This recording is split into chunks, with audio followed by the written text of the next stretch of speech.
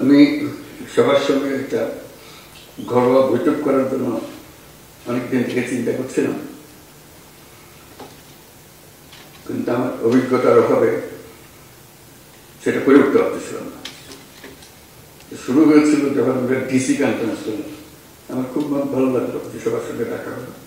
সঙ্গে সঙ্গে বললাম যে আমরা জেলা পুলিশ সুপারদের নিয়োগ একটা করতে পারি, এরকম খুব ভালো হবে, একটা নিয়মিতভাবে করে হোক। তো বেশ কয়েকবার বলেছি, মনে হয়েছে এতে একটা কাজ হবে, কেউ এটা অর্গানাইজ করবে, কিন্তু আমার একটা কথায় রয়ে গেছে, এটা হয়নি। সেটি একদিন সম্প্রতি আবার কথাটা উঠাতে, তো ঠিক আছে এটা আমরা করি।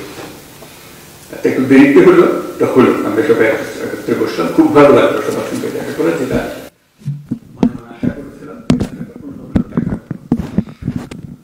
আশা করেছিলাম। এই জন্য সরকার যাই কিছুই করতে চাক না কেন, যে ভঙ্গিতেই করতে চাক না কেন, শেষ পর্যন্ত পুলিশের হাত দিয়ে করতে হয়।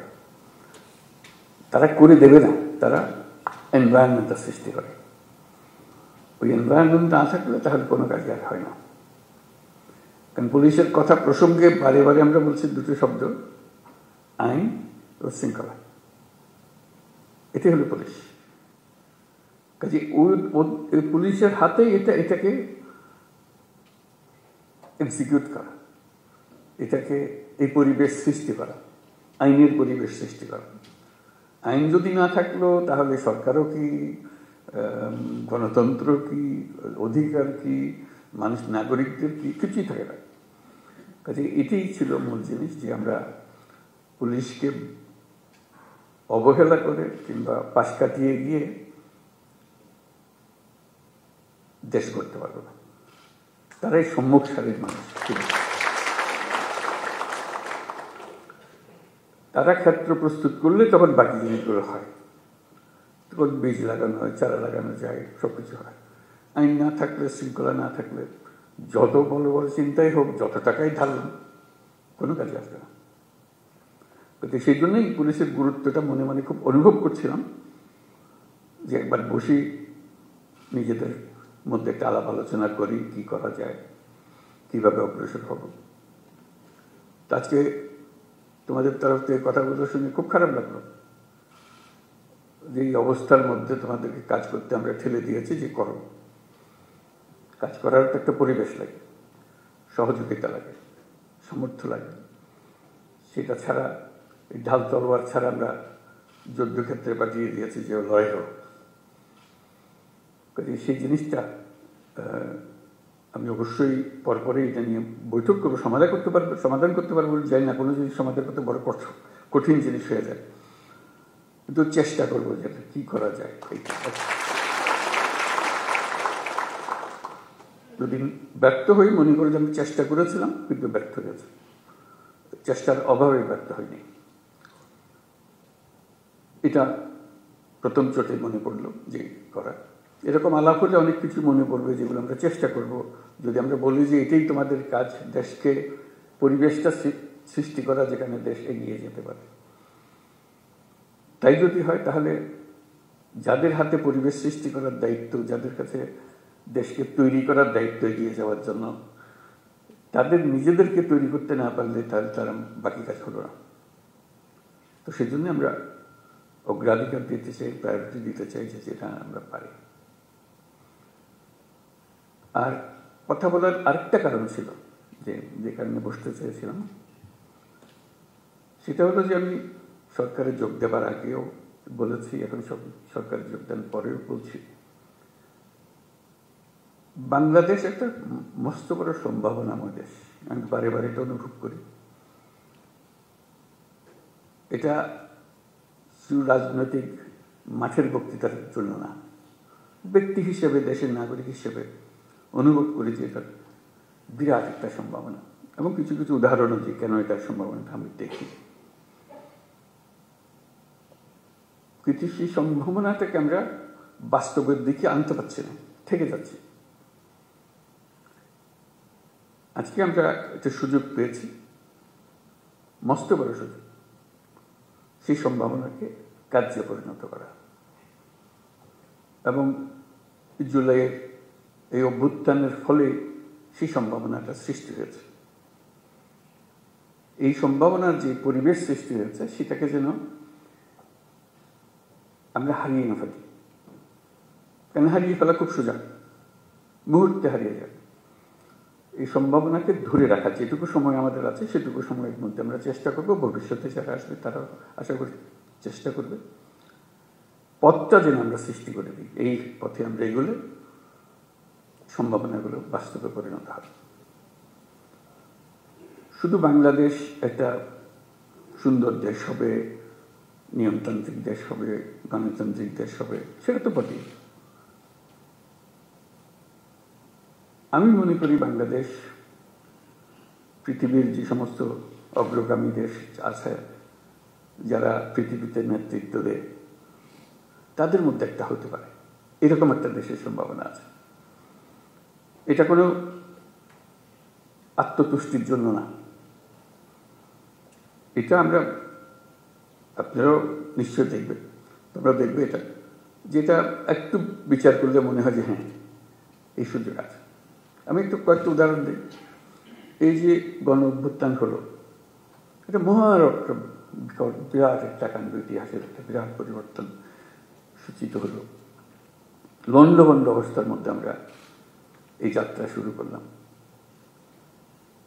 সারা দুনিয়ার যত দেশ আছে সবাই আমাদেরকে সমর্থন করলো। শুধু মিনমিনে সমর্থন না, আচ্ছা আচ্ছা ঠিক আছে করো, ওরকম না, উৎসাহ করে এসে আসলো।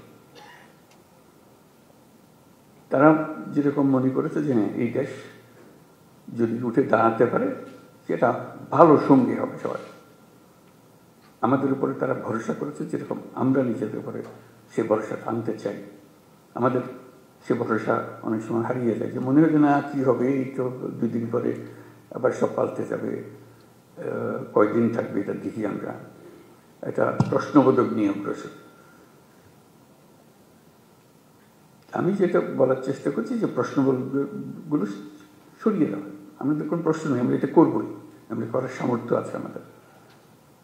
এই যে নতুন করে আমাদের যাত্রা শুরু হলো, এটা একটা মস্ত বড় সুযোগ। এই সুযোগটার উপরে আমি আন্ডারলাইন করছি, এই সুযোগটা যেন আমরা হারিয়ে না ফেলি। এটা শুধু মুখে বললে তো হবে না, সেটা ওই যে আজকের যে আলোচনা হচ্ছে সেটার মাধ্যমে ওটা করতে হবে, যে সুযোগগুলো সৃষ্টির জন্য তারও একটা পরিবেশ লাগে, সেই পরিবেশটা সৃষ্টি করে। তো সেখানে পুলিশ বাহিনী একটা মস্ত বড় ভূমিকা পালন করে। ওই যে বললাম আইন ও শৃঙ্খলা। আইনটা যদি আমরা সঠিকভাবে প্রয়োগ করতে পারি, শৃঙ্খলা যদি প্রতিষ্ঠিত করতে পারি, তাহলে যে কোনো যুদ্ধ জয় সম্ভব। এই যে এগিয়ে যাওয়ার যে যুদ্ধ লড়াই, যেটা এটা আনন্দের লড়াই, এটা কোনো কষ্টের লড়াই না। যত এগিয়ে যায় তত ফুর্তি লাগে, নিজের কাছে ফুর্তি লাগে, নিজের ছেলে মেয়েদের সঙ্গে কথা বলতে ফুর্তি লাগে যে আমরা একটা কাজ করছি, তারা দেখছে, তারা উদ্বুদ্ধ হচ্ছে, এবং নিজের তুষ্টি হচ্ছে যে আমি একটা এমন ভূমিকায় আছি যে ভূমিকায় দেশের একটা পরিবর্তন হবে। আমরা নতুন বাংলাদেশ বলে শব্দটা বলি সবসময়, নতুন বাংলাদেশ, এটা কথার কথা না। এটা নতুন বাংলাদেশ আমরা এই জন্য বলি যে পুরনো বাংলাদেশ হচ্ছে অন্ধকার এক যুগ, আমাদের ভয়ঙ্কর একটা যুগ। সেই ভয়ঙ্কর দিন থেকে আমরা সুন্দর ঝলমলে একটা দিনে আসতে চাই, সেটা হলো নতুন বাংলাদেশ। পুলিশ বাহিনীরও মুশকিল হলো ওই অন্ধকার যুগের তারা অ্যাক্টিভ পার্টিসিপেন্ট ছিল, নিজের ইচ্ছায় না, সরকারি কাজ করতে হয়, কাজ করেছে, আমরা কাজ করছি, আমাদের হুকুম পেয়েছে, করেছে, করতে করতে আমরা ওরকম চিন্তাতে পড়ে গেছি। কাজে নতুন বাংলাদেশ সৃষ্টি করার জন্য তোমাদেরকে ওই চিন্তার থেকে বেরিয়ে আসতে হবে যে না আমরা নতুন বাংলাদেশ সৃষ্টি করব। আমাদেরকে অনেক দোষ দেয়, আমরা দেখিয়ে দেবো মানুষ খারাপ না, আমরা খারাপ মানুষের পাল্লায় পড়েছিলাম, আমরা সে খারাপ মানুষ থেকে বের হয়ে এসেছি, আমরা ভালো মানুষ, আমরা দেখো কি করতে পারি। সেই দৃঢ় চিন্তাটা মাথার ভিতরে রাখতে হবে যে আমরা একটু দেখিয়ে ছাড়বো। আমাদেরকে সবাই গালিগালাজ করে, মন্দ বলে, আমাদের কাজের মাধ্যমে আমরা দেখাবো যে আমাদের হাত দিয়েই এই নতুন বাংলাদেশ সৃষ্টি হবে। আমরা একটা তাতে বড় রকমের ভূমিকা পালন করব, কারণ আমাদের কাছেই রয়েছে আইন এবং শৃঙ্খলা। এটা আমরা প্রতিষ্ঠা করব। এটা প্রতিষ্ঠিত করতে পারলেই ওই এনভায়রনমেন্টটা সৃষ্টি হয় যেখান থেকে এটা উড়ান দেবে। দেশটা উড়ান দিতে হলে তার একটা মোমেন্টাম জেনারেট করতে হয়।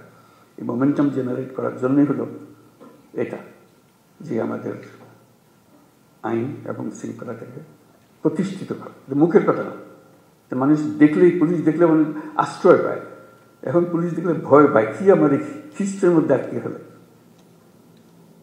একটা ভয়ঙ্কর একটা ক্যারেক্টার। পুলিশ হলো বন্ধু, এটাই হলো। কারণ আমি আইনের পক্ষের মানুষ, আমি আইন প্রতিষ্ঠা করার মানুষ। আইন হলো আমাদের সবার আশ্রয়। তো পুলিশ হলো সে আশ্রয়দাতা, যে আমি আইনের আশ্রয় নিয়ে আসছি, আইন আপনাকে সুরক্ষা দেবে। এটা যদি আমরা এই ইমেজটা যদি প্রতিষ্ঠিত করতে পারি, অতীতের সব কথা মানুষ বলে যাব। কাজে এটা নিয়ে কান্নাকাটি করে কোনো লাভ নাই, কারণ সেইটা আমরা বদলাতে পারবো না। সেই 16 বছরের ইতিহাসে আমরা বদলাতে পারবো না। সেই 16 বছরের কালিমা আমার সারা গায়ে মাখা আছে, আমি রাতারাতি পাল্টাতে পারবো না। এটা মানুষ হিসেবে আমি আমার কর্তব্য নির্ধারণ করতে পারি, আমি আমার সম্পূর্ণ নতুন ভাবমূর্তি আমি প্রতিষ্ঠা করতে পারি। এবং যে সরকার তোমাদের নিয়ে কাজ করছে, সেই সরকারের ইচ্ছা যে তোমরা সেই ভাবমূর্তিতে চলে আসো, যাতে করে সবাই, দুনিয়া সবাই দেখে, মানুষ, দেশের মানুষও দেখে আমরা শুধু পুলিশ বাহিনী না, আমরা নতুন বাংলাদেশের পুলিশ বাহিনী। এই ক্যারেক্টারটা জন্য দেখলে মনে হয় যে না, এই লোকটা, এই পুলিশটা নতুন বাংলাদেশের পুলিশ। তোমার কাজে কর্মে তখন মানুষ অতীত ভুলে যাবে, মাফ করে দেবে, যা আমাদের সবাইকে ভুক্তভোগী হতে হয়েছে, সেটার কারণে তাদেরকে সেই ভূমিকা পালন করতে হয়েছে। এখন সুযোগ পেয়েছে, তারা নিজের চরিত্র নিজের ভাবে উন্মোচন করেছে যে আমি নতুন বাংলাদেশের পুলিশ। এই নতুন বাংলাদেশের পুলিশ বলতে যা যা তোমার মনে আসে, সেই জিনিসটাকে প্রতিষ্ঠা করা, এটাই হলো আমাদের মূল কাজ। এটা করতে পারলে আমরা আমাদের এই যে সুযোগ সৃষ্টি হলো, আমি যেটা সুযোগের উপরে জোর দিচ্ছি, অভ্যুত্থানের কারণে যে সুযোগ সৃষ্টি হয়েছে, যার কারণে আমরা নতুন বাংলাদেশের কথা জোর দিয়ে বলছি। মাঝে মাঝে লোকে মনে করে এটাও একটা রাজনৈতিক বক্তব্য, বলতে শুনতে ভালো লাগে, কিন্তু অন্তঃশাসন না। আমরা সেভাবে বলার চিন্তা করি নাই। আমরা বাস্তবিক পক্ষে মনে করেছি যে এটা একটা মস্ত বড় সুযোগ। এটা নতুন দেশ, যেমন নতুন দেশ আর আশেপাশের 2-4টা দেশের সঙ্গে পাল্লা দেবে তা না। আমরা দুনিয়ার মাঠে খেলোয়াড়, আমরা ছোট মাঠে খেলোয়াড় না। বাংলাদেশ, ওই যে বললাম, বাংলাদেশ অপূর্ব একটা দেশ। সেই দেশে যারা আমরা দুনিয়ার মাঠে খেলি, আমাদের দেখে লোকে হাততালি এসছে, বাংলাদেশ নেমেছে এবার। ওরকম চাই, ওরকম এমন করতে পারি। এটাও কোনো বাক্য উচ্চারণ করা মানুষের মধ্যে একটু ভাবনা চিন্তা সৃষ্টি হবে তা না। আমরা বাস্তবে পারি, আমাদের সেই সুযোগ আছে। সেই সুযোগগুলোর কথা বারে বারে বলার চেষ্টা করছি, এই সুযোগগুলো যেন আমরা গ্রহণ করি। তো সেই নতুন বাংলাদেশের পুলিশ বাহিনী হিসেবে আমাদের করণীয় কি করতে পারি? অতীত নিয়ে কান্নাকাটি করার দরকার নাই, নতুনের জন্য আমরা প্রস্তুত এবং করে দেখাবো। এটা মুখে বলে আমরা নতুন বাংলাদেশ করবো ইত্যাদি মুখে বলার দরকার নেই, কাজে বলবো যে হ্যাঁ এই হলো নতুন বাংলাদেশের পুলিশ বাহিনী। সবাই ভাবা দেবে যে হ্যাঁ এই একটা কাজ, এবং আশেপাশের যারা আছে তারা বললো যে ভাই আপনার একটা কাজ দেখালেন এবার। এটা আমরা চিন্তা করি নাই, পুলিশের হাত দিয়ে এর কাজ হতে পারে, পুলিশের মাথায় চিন্তা আসতে পারে। কারণ পুলিশ সম্বন্ধে ইমেজ হলো যে তারা খারাপটা আগে দেয়, খারাপটা আগে করে। আমরা ভালোটা আগে দেখবো, ভালোটা আগে করবো। আমাদের পুরো বাহিনীটা নিয়োজিত, 1-2 জন করা সেটা ঠিক আছে, খারাপ না, কিন্তু তাতে বাহিনী পাল্টায় না। বাহিনী সামগ্রিকভাবে একটা কাঠামো, এই কাঠামোর কাছে অনেক শক্তি, যদি আমরা সেই শক্তিকে ঠিক দিকে প্রসারিত করি। সেটি বলার জন্য, যে কমিউনিকেট করার জন্য, যে আমরা এই সুযোগটা গ্রহণ করি, আমরা কি কি করলে হবে সেই আলোচনাটা আমরা শুরু করি। যে এই জিনিস হলে এটা একটা টিম ওয়ার্ক, তো এটা তো আর একক কোনো উপদেষ্টা মহোদয় হুকুম দিয়া দিল আর তোমরা করে ফেললে, এরকম না। এটা সবাই মিলে একটা টিমের মতো খেলতে হবে। এবং বাংলাদেশের যত টিম আছে সবচেয়ে গুরুত্বপূর্ণ টিম হলো তোমরা, পুলিশ টিম। আমরা বহু টিম আছে, ব্যবসা বাণিজ্য অন্যান্য বহু রকমের জিনিস, কিন্তু গোড়াটা ঠিক করে দিতে হয় পুলিশকে। ওই যে বললাম যে পরিবেশ তার হাতে, পরিবেশ মানে কাজ করার পরিবেশ। এই পরিবেশটা তোমাদেরকে সৃষ্টি করতে হবে এবং তোমরা পারবে, না পারার কিছু নেই। এবং যদি অতীতের কোনো কাজে তোমার কাছে অনুশোচনা এসে থাকে, দুঃখ এসে থাকে, এই হলো সুযোগ। এই দুঃখটাকে মোচন করার জন্য এমন কাজ করব, মানুষ ওটা শুধু ভুলে না, এই যেটা নতুন কাজ সেটা দিকে আমাকে স্মরণ করবো, অতীতের প্রশ্ন উঠবে না আর আমার কাছে। তারা পরিষ্কার দেখবে যে আমরা কি করি না করি, এই জিনিসটা করা। তো সেটা বলবো যে আমরা তো করতে চাই, কিভাবে করব, আমাদের তো সুযোগ দিচ্ছে না। এই সুযোগটা কিভাবে আমরা করতে পারি? আমরা সবাই মিলে একটা টিম, তোমরা একটা টিম আলাদা এরকম না, আমরা সবাই মিলে একটা টিম। তোমাদেরটাও সেই সুযোগ করে দিতে হবে, যাতে করে আমরা যতটুকু আমাদের সাথে আছে সেগুলো, সেই আয়োজনগুলো করে দেওয়া যাতে আমরা করতে পারি। বাংলাদেশের সুযোগের মধ্যে একটা যেটা যে বললাম যে মস্ত বড় সৌভাগ্যবান যাতে তার মানুষ, মানে আমরা সবসময় চিন্তা করে এসেছি যে বাংলাদেশে এত মানুষ, এর কপালের দুঃখ ছাড়া আর কিছু নেই, খালি বাড়ছে তো বাড়ছেই, এতগুলো মানুষ। বাস্তব পরিস্থিতি তো উল্টা। আমরা এত সৌভাগ্যবান জাতি যে আমাদের শক্তির অন্ত নাই, মানুষের শক্তি। মানুষের শক্তির সঙ্গে কেউ পাল্লা দিতে পারে। মানুষের ভিতরে ভীষণ রকম একটা সৃজনশীলতা আছে, যে সমস্যা দিকে সেই সমস্যাকে উল্টে ফেলে। এটা সমাধান এমন জিনিস হয় যে মানুষ চিন্তাও করে না, এটা সমস্যা ছিল, এটা এসে অদ্ভুত রকম করে পাল্টে ফেলছে। আমাদের সেই সামর্থ্য আছে, কারণ আমাদের যে জনসংখ্যা তার বেশিরভাগ হলো একেবারে কাঁচা তরুণ। এরকম দেশ দুনিয়াতে নাই, এত মানুষ, এত তরুণ মানুষের দেশ। এবং সে তরুণ অসহায় তরুণ না, তারা নানা বুদ্ধি সল্লা করে, এটা করে ওটা করে, কোনো জিনিস বাদ থাকে না। আমরা অতীতে যা যা করে এসেছি একটু ফিরে দেখলে, তার ব্যাখ্যা করলে দেখা যাবে কী রকম সমস্যাটাকে তারা সমাধান করে দিয়ে নিজে নিজে সব করে ফেলেছে। আমরা সবাই মিলে তাদেরকে বাধা দিয়েছি, সরকার বাধা দিয়েছে, পুলিশ বাধা দিয়েছে, ব্যবসা বাধা দিয়েছে, কিন্তু তারা এর মধ্য থেকে কাজটা করে ফেলেছে। আমরা পথে পথে তাদের বাধা সৃষ্টি করেছি। সরকারের একটা ভূমিকা হলো বাধা সৃষ্টি করা, আমরা সে বাধাকে তাকে দিয়েছি, সে বাধাকে অতিক্রম করে তাকে করতে হয়েছে। এখন আমাদের যেটা শপথ নিতে হবে, সিদ্ধান্ত নিতে হবে যে মানুষকে আমরা বাধা দেব না, তার পথকে আমরা সহজ করব, তার পাশে থাকবো। তাহলে দেখবে যে এই দেশের এখন সমস্যা হবে না। শুধু তার পাশে থাকা, শুধু আইনের ভেতরে তাকে রাখতে হবে। তাকে বলতে ভাই আইনটা বলবেন না, আইনটা হাতে নিয়ে না, আইনের ভিতরে থাকেন, আমি যা দরকার আমি করে দেবো আপনার জন্য, আইনের ভেতরে থাকেন। আর আমি নিজে যদি আইন ভঙ্গ করি তাহলে সে তো বলবে যে আসে আমি কি, আপনি কি আমার ওয়াজ করতেছেন, সেই ওয়াজটা আপনি নিজে মানতেছেন না, সে হাসবে। এখন এটা কোনো অর্থ থাকবে না। কাজে নিজে আগে মানি যে আমি আইনের ভেতরে থাকবো, এবং তখন সে মানবে যে হ্যাঁ আইন এটা আমাদের করতে হবে, যে করা সম্ভাবনার কথাটা বললাম। এই সম্ভাবনাটা কিভাবে আমরা কাজে লাগাবো? এই সরকার, অন্তর্বর্তীকালীন সরকার, এটা হাতে খুব বেশি সময় নাই। আমরা অলরেডি 7 মাস পার করে এসেছি। আমরা বলছি ডিসেম্বরে নির্বাচন হবে। কাজে এর মধ্যে যা আমরা করতে চাই, যা আমাদের সামর্থ্য আছে এগুলো করে ফেলা। কাজে কী কী সংস্কার আমরা সংস্কারের উপর দিচ্ছি, তোমরাও সংস্কারের কথা বলছো, যে আমাদের যত সংস্কার করার দরকার আছে আমি করে ফেলি। কারোর জন্য অপেক্ষা করে আমাদের কোনো ফায়দা হবে না, কাজটা করতে হবে এবং সেটা আমাদের প্রতিষ্ঠিত করতে হবে। যে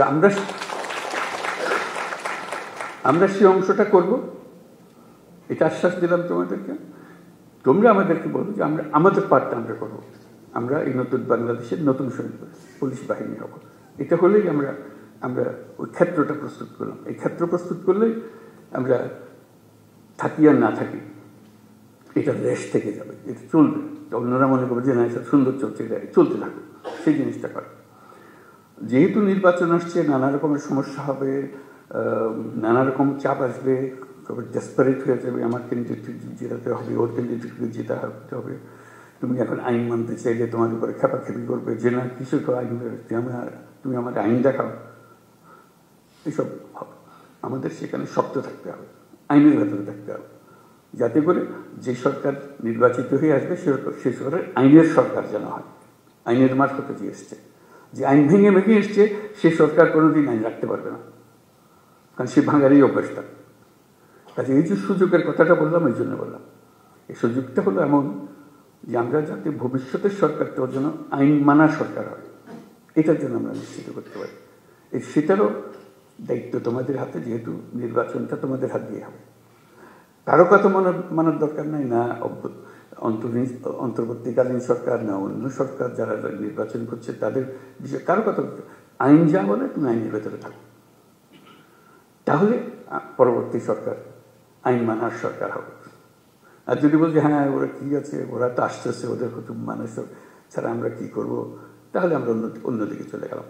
যেই হোক সে ছাত্রদের দল হোক, সে পুরানা দল হোক, নতুন দল হোক, কিছু হয় না, বলে আমরা আইনের ভেতরে আছি। আইন আমাদের যা নির্দেশ দেবে সে নির্দেশ, আপনারা আইন পাল্টান, আমরা সে নতুন আইন সেভাবে করবো। ওই জিনিসটা যেন শক্ত থাকে, যে আইনের ভেতরে থাকবো, যাতে ভবিষ্যৎ আমাদের আবার এই পুরনো জগতে ফিরে যেতে না। আমাদের শুধু ভয় হলো আবার অন্ধকারে যেন হারিয়ে না যায়। এক মহা অন্ধকার থেকে আমরা পার হয়ে এসেছি, আমাদের কপাল ভালো, ছাত্ররা আমাদেরকে সেটার থেকে মুক্তি দিয়েছে। আমরা যেন আবার এই গর্তের মধ্যে ঢুকে না পারি, তাহলে আমাদের আর রক্ষা নেই, আমাদেরকে কেউ আর উদ্ধার করতে পারত না। তো আজকে খুব ভালো লাগলো আলাপ করে, আরেকটা বেশি আলাপ করে নিয়ে বলতে, তোমাদের তো বিভিন্ন জেলার থেকে এসছো, বিভিন্ন রকম কাজ। অন্য সময় আমি বলেছি, আবার তোমাদের সঙ্গেও বলি সেটা কথা, এক একজন এক একভাবে কাজ করবে, নিজের সৃজনশীলভাবে কাজ করবে। আমার সমস্যা আমি জানি, আমার এলাকার সমস্যাটা কি। উপর থেকে হুকুমের অপেক্ষার দরকার নেই, উপরওয়ালারা হুকুম দেবে নানা জিনিস। আমি আমার জগতের সমস্যাটা দিকে, আমার জেলার কী কী সমস্যা, এটা আমি একটা তালিকা নিয়ে নেবো। এইগুলোতে আমি একটা প্রায়োরিটি দেবো, এই জিনিসগুলো আমি করবো। নিজের একটা ব্যক্তিগত একটা ডিসিশন, এটা আমি করবো। এই জিনিসটা আমি সহজ করে দেবো, এই জিনিসটা আমি করবো। যে সমস্ত জিনিস আমার দরকার, যেমন আমাদের আইন শৃঙ্খলার যা যা বিষয়গুলো আছে, বিশেষ করে নারীদের বেশি এখন জোর আলাপ চলছে, যেটা আমাদের রক্ষা করতে হবে, নারীদের সুরক্ষা দেওয়া। এটা একটা মস্ত বড় কাজ। এটা আমাদের অবহেলার কারণেই এটা ক্রমে সমাজের মধ্যে দ্রুত বিস্তার লাভ করেছে। আমাদের দেশের অর্ধেক মানুষ অসহায় হয়ে পড়েছে, তাদের মধ্যে দৃষ্টি দেওয়ার কেউ নাই। তার রাস্তাঘাটে চলতে গেলে ভয় লাগে, কথা বলে আপনার মেয়ে রাস্তা দিয়ে যায়, সে ভয়ে বয়ে যায়। এটা কোন ধরনের কথা? এই দেশের একজন নাগরিক রাস্তা দিয়ে যাবে, তার মনের মতো একটা ভীতি টানি, মানে তাকে তার দিকে তাকালে কি বুঝবে, কোন দিকে তাকালে না নিচের দিকে তাকালে না উপর দিকে তাকাবো, বুঝতে পারছে না। কোন কাপড় পরবো বুঝতে পারছে না। কোনটা আমি নিরাপদ হবো, আমার নিরাপত্তা কোথায়?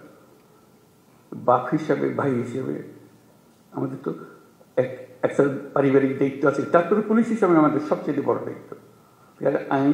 আইনে তাকে সমস্ত অধিকার দিয়েছে, সেই আইন তার জন্য দেওয়া, তার হাতে তুলে দেওয়া, যে হ্যাঁ এই আইন আপনাকে অধিকার দেবে, আমি সেই আইন প্রয়োগ করার মালিক, আমি আপনার অধিকার নিশ্চিত করার দায়িত্ব আমার, আমি এই অধিকার নিশ্চিত করবো, আমার এলাকায় আমি নিশ্চিত করবো।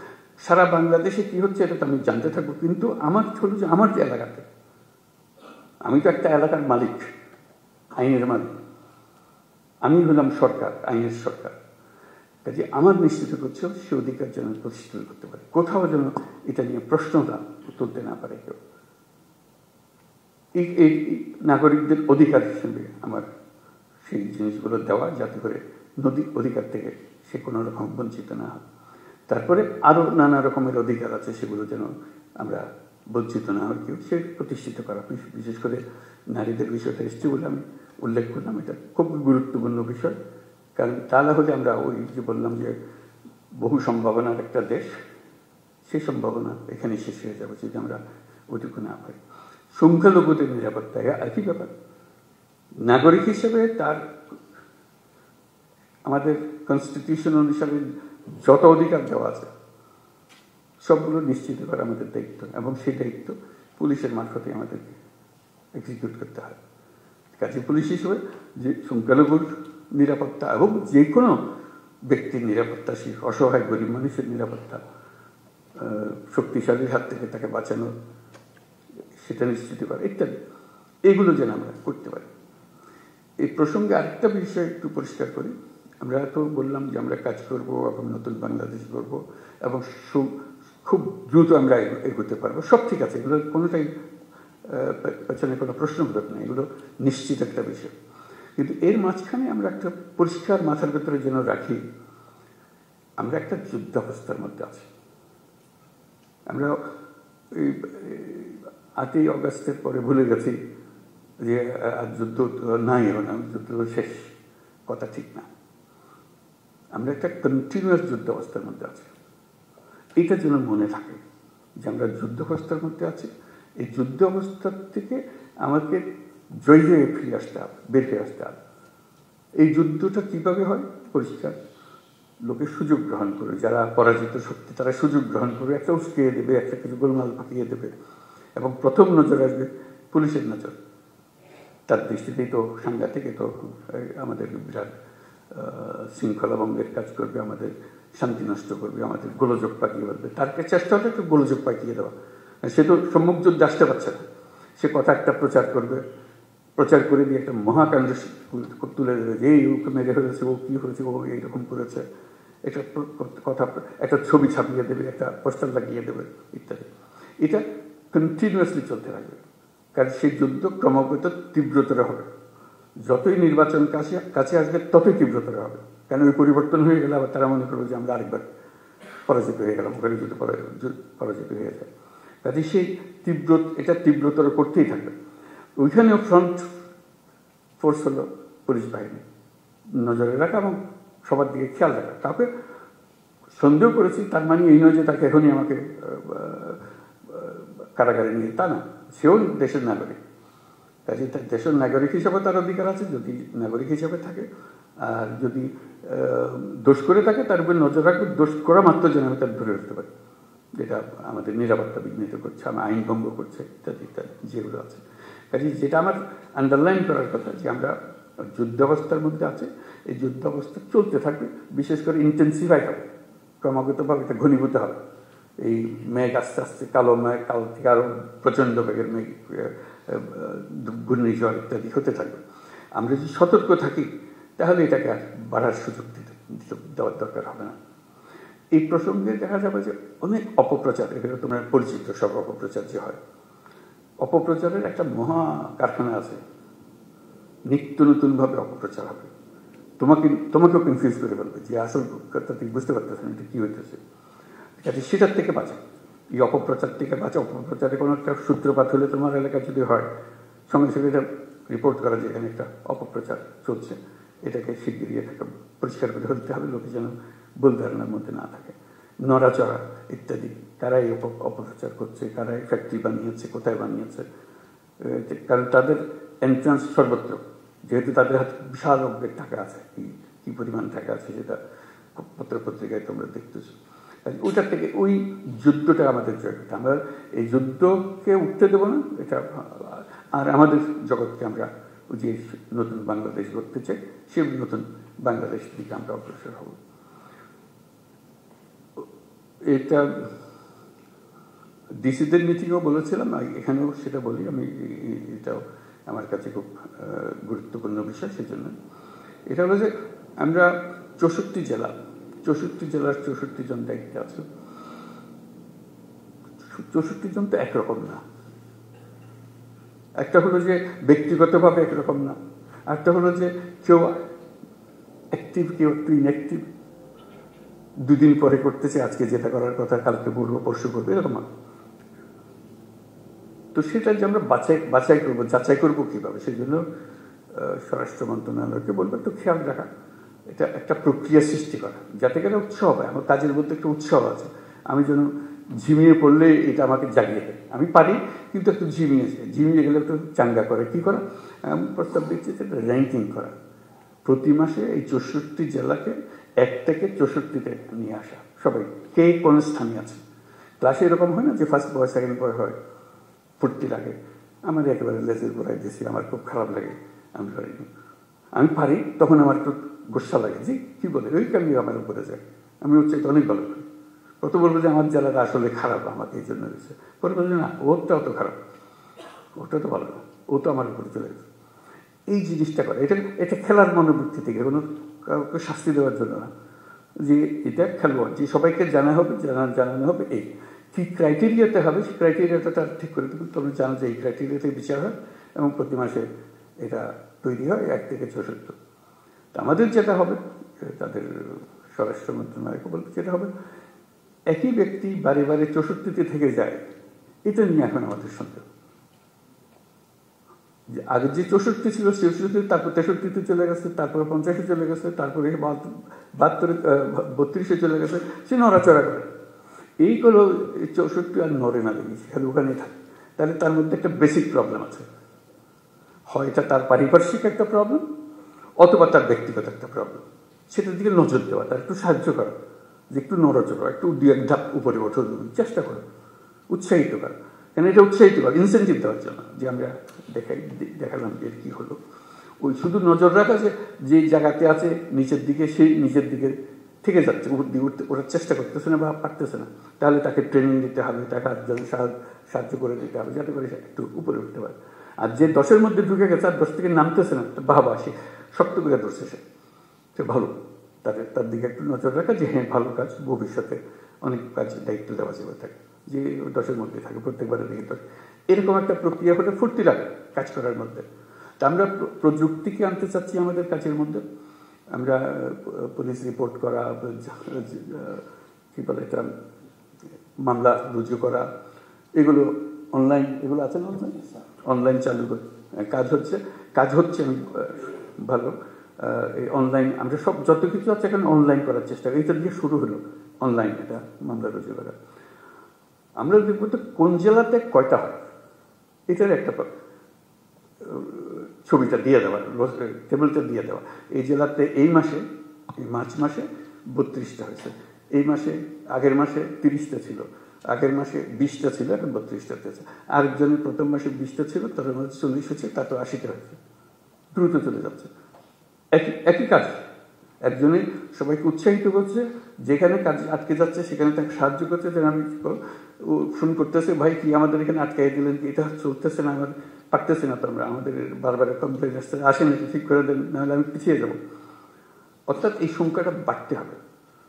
আসতেছে মামলা আসতেছে, কিন্তু লিখিতভাবে আসতেছে। আমরা বলি না, লিখিত মামলা আস্তে আস্তে আমরা বন্ধ করে দেবো। এটা অনলাইনে আসতে হবে, অনলাইনকে তাকে অভ্যস্ত করা, যে হ্যাঁ আসলে ভাই আপনাকে দেখাই দেবো, আর চলেন আপনি অনলাইনে করেন এটা। সে তো জানে না অনলাইন প্রথম দিকে, কাজে আসলেও আরেকজন বলবো আসছে, একজন সময় হয়ে গেছে, আপনি তো অনলাইন শিখে ফেলেছেন, ওইখানে শহরে অমুক জায়গাতে আছে, ওরা করে এগুলো, আপনি ওখানে যান, ওরা করে দেবে, আমার কাছে আসার দরকার নেই। উৎসাহ সহকারে তারা দেবেন, যাতে আর নম্বরটা বাড়ে, আপনার অনলাইনের সংখ্যাটা বাড়ে। যত অনলাইনের সংখ্যা বাড়বে তত বুঝলাম যে কেউ না কেউ ইনিশিয়েটিভ নিচ্ছে, ইনিশিয়েটিভ নিলে কাজটা হতে পারে, সে কাজগুলো করে দেওয়ার জন্য। এরকম প্রত্যেকটা জিনিস মানে অনলাইনের মধ্যে আমরা আনতে থাকবো। ন্যাশনালি অনেক জিনিস আমরা অনলাইন নিয়ে আসবো, যেমন কর দেওয়া, ট্যাক্স দেওয়া, পুরো ট্যাক্স সিস্টেমটা অনলাইন হয়ে যাবে, অনলাইনে দেবে। অর্থাৎ তাকে সরকারি অফিসের পেছনে দৌড়াদৌড়ি করতে না। এগুলো আছে, দোকান আছে, তার এখানে আমি ট্যাক্স দিতে পারি, ব্যাট দিতে পারি, যা যা করতে হয়, লাইসেন্স নিতে পারি, সব কিছু দেওয়া আছে। আমার তথ্য দিলে সে আমার লাইসেন্সটা দিয়ে দেয়, ফুরে গেছে, তার সঙ্গে আর কোনো সে দোকান সাজাই বসে আছে, আমি শুধু গিয়ে টাইপ করতেছি। এরকম প্রতিটি ক্ষেত্রে আমরা ওই সিস্টেমে আমরা চলে যাচ্ছি আস্তে আস্তে। যেমন এখন ইয়ের ব্যাপারে, পাসপোর্টের ব্যাপারে বলেছি, নিশ্চয়ই তোমাদের নজরে এসছে। আমরা বলছি পুলিশ ভেরিফিকেশন লাগবে। প্রথম সব চমকে গেছে, আর বলে কি পুলিশ ভেরিফিকেশন, এত অভ্যস্ত হয়ে গেছে আমরা পুলিশ ভেরিফিকেশনে, যেটা তুলে দেওয়া মাত্র চমকে উঠেছে, কারণ অথচ এটা কোনো দরকার নেই। আমি এই দেশের মানুষ, আমার এনআইডি ছাড়া প্রতিষ্ঠিত করেছে, আমি এই দেশের নাগরিক। নাগরিক হিসেবে পাসপোর্ট পাওয়া আমার অধিকার। আমার যদি কোনো কেস থাকে, মামলা থাকে, সরকার আমাকে সেটার জন্য বাধ্য করে, বলে যে না এই লোকের মামলা আছে, তাকে কোনো সময় পাসপোর্ট দেওয়া যাবে না, সেটা সে করতে পারে। তার ইয়েতে গেলেই আমরা পাবো, তার আইডিতে গেলেই আমরা পাবো ডেটাবেসে, যে তার নামে মামলা আছে, পরিষ্কার হয়ে। কারণ ভেরিফিকেশনের দরকার নেই। এই একটা হামলা মামলা মাসের পর মাস, বছরের পর বছর চলে যাচ্ছে, সে বেচারা পাসপোর্ট পাচ্ছে। তো আমরা বলছি একটু ভেরিফিকেশন রাখবেন। তখন প্রশ্ন উঠলো, এটা একটা বিপদে ফেললেন আমাদের। রোহিঙ্গারা যদি এর মধ্যে ঢুকে যায়, কারণ ভেরিফিকেশন লাগাতে, ভেরিফিকেশনে বুঝতে পারতাম যে এটা রোহিঙ্গা, কাজে তারা আমরা পাসপোর্ট দিতাম না। তো আমরা ঠিক করলাম যে না, সেটা UNHCR যারা রোহিঙ্গাদের দেখাশোনা করে, শুধু যারা, তাদের ডেটাবেস আছে, তাদের ডেটাবেস থেকে সব জানবে যে ওটা দেওয়া মাত্র ওই নম্বর ওর এনআইডি দেওয়ার মাত্রই বলবে যে ও তো এনআইডি নেই, এনআইডি ওটা বেজাল এনআইডি আছে, সে বেজাল এনআইডি অন্য জায়গায় চলে গেল। তো তখন তার ইয়েগুলো আছে, বায়োমেট্রিক্স আছে, বায়োমেট্রিক্সটা দিলেই সঙ্গে সঙ্গে বলবো যে এটা রোহিঙ্গা ক্যাম্পের বাসিন্দা। তার যেহেতু ওই দুটা ডেটাবেস কানেক্টেড হয়ে যাবে, এটাই এখন আমরা প্রক্রিয়া করছি, যে দুটো একত্র হয়ে যাবে। এটা দেওয়া মাত্রই সমস্ত তথ্য স্ক্রিনে বেশি উঠবে যে ওখানকার, তাহলে সেখানে পাসপোর্ট দেওয়া, পাসপোর্ট অথরিটি ঠিক করবে যে তুমি তো রোহিঙ্গা, তোমাকে আমরা দিতে পারলাম না। কাজে ওখানে পুলিশ ভেরিফিকেশনের দরকার নেই, যেহেতু টেকনোলজি আমাদেরকে সাহায্য করছে। অর্থাৎ আমরা ওই পথে অগ্রসর হবো যাতে তোমাদের কাজগুলো সহজ হয়, আইডেন্টিফিকেশন সহজ হয়, যাতে আমরা অগ্রসর হতে পারি, সহজে অগ্রসর হতে পারি, যারা যারা আছে, কি আছে না আছে সেগুলো নিয়ে কাজ করার জন্য। কাজে বহু সম্ভাবনা আছে আমাদের এগুলো করার জন্য। আমরা শুধু এই কাজগুলো করি, আনন্দে সহকারে করি, এগুলো কোনো কষ্ট সৃষ্টি করার জন্য করতেছে না, সবার আনন্দ। আমি আমার কাছে নিয়োজিত থাকি এই কাজে, কে কার পাসপোর্ট নেই, তার জন্য কোন গ্রামে যেতে হবে, তাতে আত্মীয় স্বজন বের করতে হবে, পুলিশ ভেরিফিকেশন, সেও একটা কঠিন কাজ। তোমাকেও যে ঝামেলার থেকে মুক্তি দিলাম, সে লোকটা ঝামেলার থেকে মুক্ত হয়ে গেল। টেকনোলজি ইউজ হলো, টেকনোলজি ইউজ করে আমরা অনেকগুলো কাজ এখন থেকে করতে আরম্ভ করব, এবং যেখানেই টেকনোলজির মোকাবিলা হবে দেখবে উৎসাহিত করবে যে ভাই ওভাবে এটাই ভালো, অনেক শান্তিতে থাকবেন, আর কোনো অসুবিধা হবে না, নিজের কাজগুলো করতে পারবে। অর্থাৎ ভূমিকা পালন করার জন্য আমাদের অনেক জিনিস আছে। পুলিশ বাহিনী হলো আমাদের কোর বাহিনী, যাতে মানুষের সঙ্গে, সরকারের সঙ্গে যে আমাদের সংযুক্ত রাখে, মানুষের মনে উৎসাহ সৃষ্টি করে, আনন্দের সৃষ্টি করে, যে আমরা জাতি হিসেবে এগিয়ে যেতে চাই, আমরা হেরে যাওয়ার জাতি না, আমরা জয় হওয়ার জাতি, আমরা পারবো, আমাদের সেই সম্ভাবনার দুয়ার খুলে গেছে, সেই সম্ভাবনাগুলোকে আমরা কাজে লাগাতে চাই, সেই কথাগুলো বলো। আজকে এই কথাগুলো বললাম, আরও ভবিষ্যৎ আরও হবে, এখন অনেক জিনিস জানতে পারলাম, এগুলো নিয়ে আমরা বসে যতটুকু করতে পারি, যাতে করে আমরা আমাদের কাজগুলো যে কয় মাস আমরা দায়িত্বে আছি, সেই কয় মাসে অন্তত আমরা অনেক দূর নিয়ে যেতে পারি। ভবিষ্যতে কী হবে সেটা ভবিষ্যতের হাতে, কিন্তু আমাদের প্রতিটা দিন যেন আমরা মনে করি যে আমরা একত্রে সবাই মিলে বসে দেশের জন্য একটা কাজ করেছে, যেটা দেশকে এগিয়ে নিয়ে যেতে সাহায্য করছে। বিশেষ করে আমাদের ছেলেমেয়েরা, তারা আমাদের দিকে তাকিয়ে আছে যে আমরা কী করছি, তাদের কপালে কি সিল মেরে দিচ্ছি যে দেওয়ালে কিছু দুঃখ ছাড়া কিছু নেই, নাকি তাদের দরজা খুলে দিচ্ছে যে তারা যেখানে ইচ্ছা পারে তারা যেতে পারে, তাদের সামর্থ্য দেখাতে পারে, তাদের অবস্থান দুনিয়ার সামনে তুলে ধরতে পারে, এবং সেটা পারার মতো জিনিস। আমাদের সামনের প্রজন্মদের বিষয়টা হলো প্রযুক্তির জন্ম। এই প্রযুক্তি দিয়ে তারা কোথায় যে চলে যাবে আমরা চিন্তা করতে পারছি। আজকে যে ছোট্ট বাচ্চাটা আপনার ঘরে বড় হচ্ছে, দেখবেন যে সে কী যে কাণ্ড করে ফেলেছে তার 18 বছর বয়সে, 19 বছর বয়সে, আপনিও বুঝতে পারেন নাই, আপনার ফ্যামিলির কেউ বুঝতে পারেনি, সেও বুঝতে পারেনি, কিন্তু সে রাস্তা পেয়ে গেছে, যেহেতু প্রযুক্তি তার হাতে এসেছে। প্রযুক্তি একটা হলো যে আলাদিনের চেরাগের মতো, এটা যার হাতে গেছে সে এটা নিয়ে যে কোনো ইচ্ছা যে কোনো জিনিস করতে পারে। আমরা স্টারলিংকের কথা বলছি, যে স্টারলিংক আশা করি কিছুদিনের মধ্যেই শুরু হয়ে যাবে। হয়ে গেলে দেখবেন যে ফার্স্ট ইন্টারনেট, দ্রুত গতির ইন্টারনেট হয়ে গেলে এই বর্তমান যে ইন্টারনেট আছে তার তুলনায় এটা এত গতি, তাতে সমস্ত কিছু হাতের মুঠোয় চলে আসবে, মুহূর্তের মধ্যে হাতের মধ্যে চলে আসবে, যে যা করতে চায়, আর কারোর জন্য অপেক্ষা করতে হবে। এটা তো একটা টেকনোলজি, এরকম বহু টেকনোলজি আরও আসতে থাকবে, যাতে আমাদের হয়তো একটু ধাক্কা খেয়ে এটা শিখতে হবে, কিন্তু বাচ্চারা জন্ম থেকে শিখে ওঠে। কেমনে শিখে, কে শেখায় আমরা জানতেও পারি না, কিন্তু সে শিখে ফেলেছে সব কিছু। 10 বছরের বাচ্চা, 11 বছরের বাচ্চা সবাইকে শেখাইতেছে কী হইতে হবে। তুমি পারবে না, আমার আমি করে দিচ্ছি, 1 সেকেন্ডের মধ্যে সে করে দিল। আমি ঘন্টা খানিক ধরে চেষ্টা করছি, এটা পারতেছে না, সে 1 সেকেন্ডের মধ্যে এটা করে দেয়। তার মধ্যে একটা বিল্ডিং একটা জিনিস আছে যেটা আমাদের মধ্যে নাই, আমরা পারিনি, আমাদের জমানায় সেটা ছিল না বলে। এখন তার জমানায় এসছে, সেটাতে ওস্তাদ হয়ে গেছে, সেই জগতের মধ্যে আমরা প্রবেশ করছি। ওকে এখন বাড়ার সুযোগ দেন, উড়ার সুযোগ দেন, সেই জন্য আমাদেরকে সবাই নিয়ে উড়ান দিতে পারে। তো সবাইকে ধন্যবাদ। আজকে কথাবার্তা হলো, আশা করি ইনশাল্লাহ ভবিষ্যতে আবার এরকম সুযোগ হবে এগুলো বলার জন্য, আলাপ করার জন্য। আপনাদের বাকি অনুষ্ঠান চলতে থাকুক। আজকে আপনাদের কাছ থেকে বিদায় নেব। আসসালামু আলাইকুম।